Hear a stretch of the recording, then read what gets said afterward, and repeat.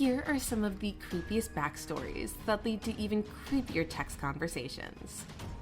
Number 1. On March 4th, 2022, 21-year-old college student Gavin and his friends Alex and Omar went out to a ball called the Parliament in Dallas. Later that night, when they were getting ready to go home, Alex stayed behind because he saw some more friends at the bar. Alex and Omar left the bar, making their way home. About an hour since Gavin and Omar left and no contact between them, Alex suddenly receives a text message from a random number, and the following conversation ensues. Random number. Hey, is this Gavin? Gavin. Yes, who's this? It's Alex. Where are you at? Send your location. I'm at home. WTF happened to you? What number is this? I'm using my friend's phone. We are stranded at the bar. Can you call us an Uber to your house? WTF. Why don't you just do it, lol? Dude, my app isn't working. Just figure it out. I don't even know what that means. Just send your address. How do you not have it memorized by now? At this point, Gavin is a little suspicious of the random number, noting how they asked him to call an Uber to his house, and how his supposed friend didn't know his house address. Gavin, however, proceeds to send his house address to the number, because he decided to cut him some slack. After all, they had been drinking, and the conversation continues. Why are you using your friend's phone? Lost my phone. All right, let me know when you're coming. We're coming now. Who's your friend? Do I know him? Nah, but he's cool though. After about 10 minutes, the random number sends a message again. Can we just come in through the front when we get there?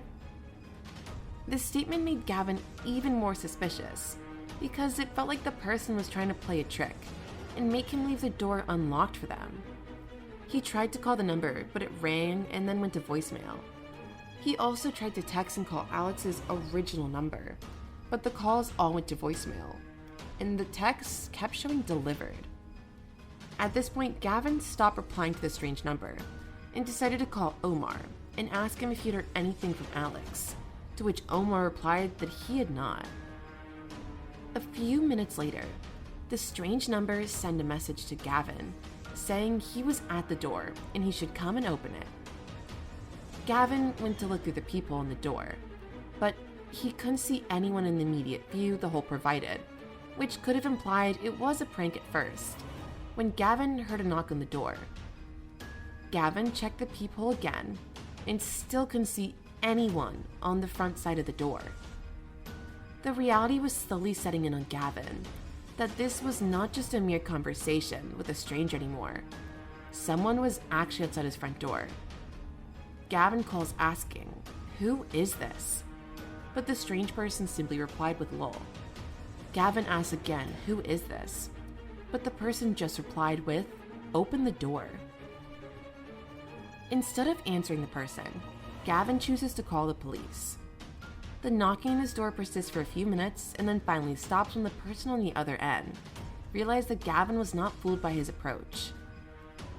Gavin went further to text one of Alex's friends he was hanging out with after he left the bar with Omar, and the friend immediately replied, telling him that he, Alex, and another friend were robbed by a group of men while they were all the street. He said that they were all badly injured and had to go to the hospital. He told Gavin that Alex's phone was stolen, and one of their other friends' phone was also stolen. The fact that Alex didn't have a password on his phone meant that all his information conversations were accessible to the robbers. They were able to gain information about past conversations between Alex and Gavin, which helped them to deduce that Gavin was home alone, making him an easy target. The phone number that was used to text Gavin was also from a stolen phone, and it couldn't be used by the police to track the robbers. If Gavin hadn't caught up to the ploy by the strange number, he would have been opening his door to one or more people who could have hurt him, robbed his house, and God knows what else. Number 2. Marissa Rivera, who was a single mom, was sleeping at night when she was awoken by her phone vibrating around 1 a.m. Her son John had sent a bunch of texts and the following conversation took place. Her son: "Mom, I need help. I got into a car accident. Can you come pick me up? I think I injured my elbow. The damage is pretty bad, but I don't know what to do." Marissa: "Please tell me you're joking. Are you okay?" "Yes, my elbow just hurts." "Where are you?" "At the intersection of Robeson Street and Humphrey Lane, by Longley Supply." "Is Kevin with you?" "No, I'm alone." "Okay, just stay there, I'm coming." "Okay."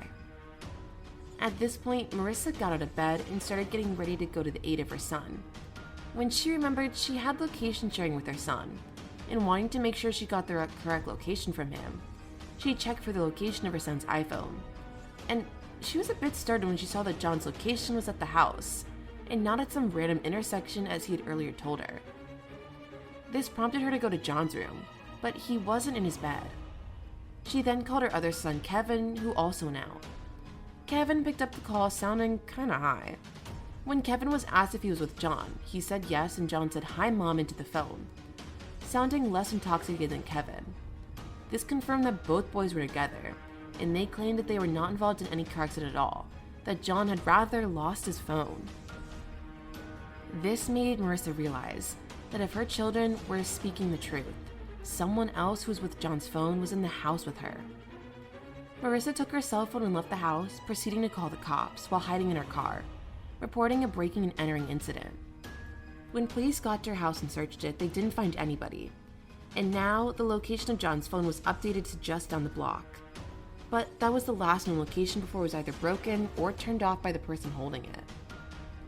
The office window of the house was the most likely point of entry and exit for anyone looking to break into the house. And since, according to Marissa, it is easily liftable and large enough for people to fit through. Marissa was having the above conversation with their sons while standing at the center of the house, and she was loud enough for whoever had broken into the house to hear a realization that the car accident never happened and hear her getting out of the house quickly.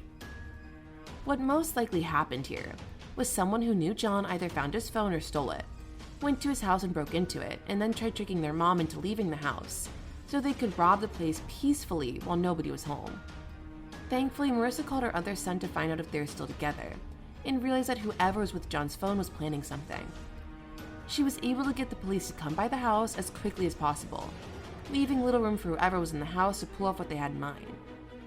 The family was able to find the exact person who sent the text to Marissa through John's phone. Perhaps this is another story that emphasizes the need of having a passcode on your phone to prevent a stranger or anyone else from accessing vital information about you or your beloved family and friends. You could also be protecting them from harm, because you can never know who's out to get any of your family or friends, and they could easily use any information available to them through your unlocked phone to get to them and do to them as they feel. And now you see that a simple lock on your phone can go a long way.